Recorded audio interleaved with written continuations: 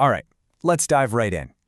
Have you ever felt like English grammar is just this big, messy pile of rules that don't make any sense? Well, what if I told you that behind almost every single sentence, there's a hidden logic, a secret code? Today, we're going to crack that code together. And this quote right here, it hits the nail on the head.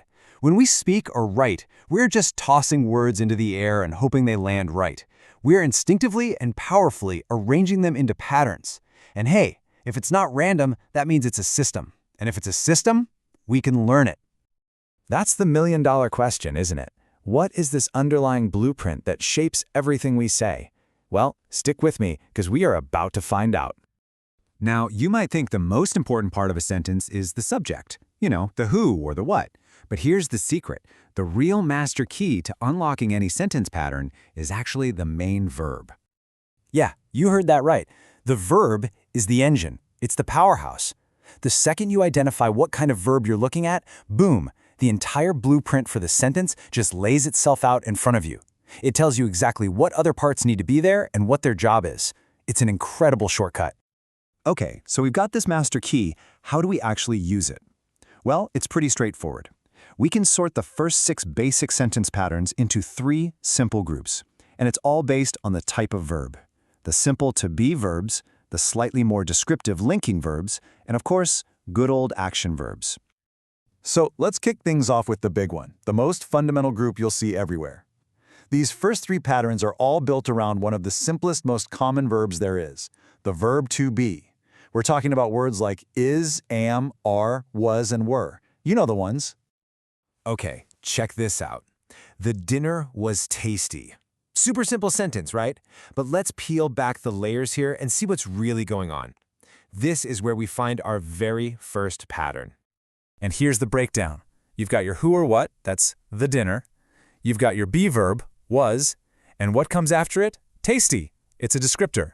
In this case, it's an adjective, and its only job is to tell us more about the dinner. So the formula is simple. A noun connected by a be verb to an adjective that describes it. That's pattern 1. All right, on to example number 2. The girl is here. Now, at first glance, it looks almost identical, right? Noun, be verb, another word.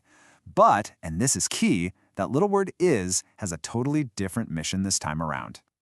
And this reveals our second pattern. The word here doesn't tell us what the girl is like, it tells us where she is. It's an adverb. So the purpose of this pattern isn't to describe, it's to locate something in space. Okay, one last one from the to-be crew. My brother is a doctor.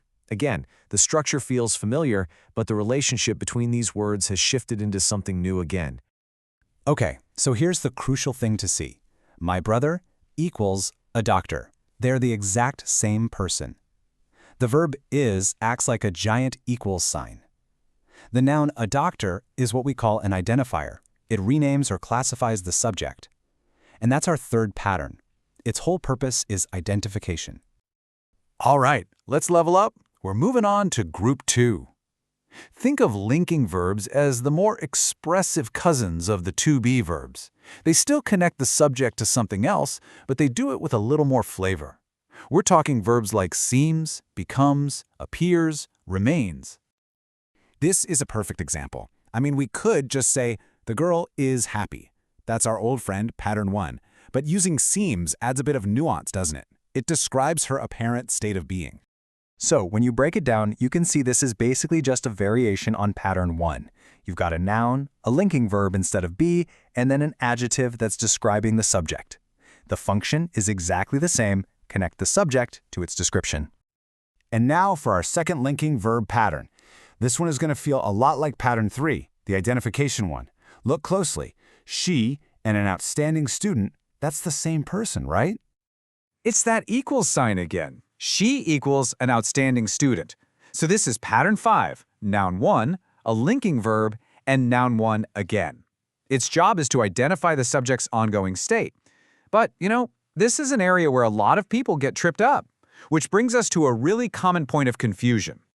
And this slide nails the difference perfectly. On the left, the teacher seemed hard.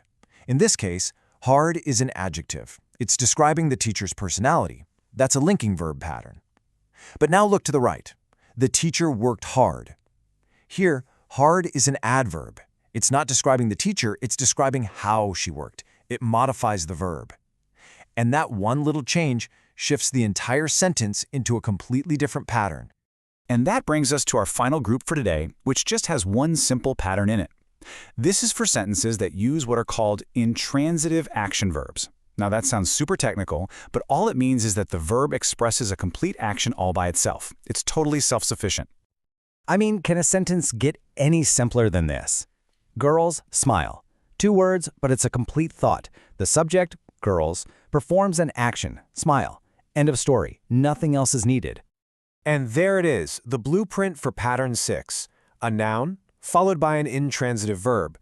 The key thing here is that the action, the smiling, doesn't get transferred to anything or anyone else. It begins and ends with the subject. That's what makes it intransitive. It's a perfect, self-contained little package.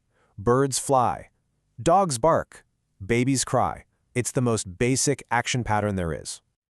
So, there we go. We've decoded the first 6 basic patterns of English. But you might be thinking, so what? Why does this even matter? This is not just a boring grammar exercise. I'm telling you, understanding this code is like getting a superpower for communication. When you can see these patterns, you can write with real purpose, making sure every word you choose has a clear job to do. You can take apart those crazy long, complicated sentences when you read, because you know how to find the skeleton inside, and you instantly become a better, sharper editor of your own work. This isn't about memorizing rules, it's about understanding the fundamental architecture of the language.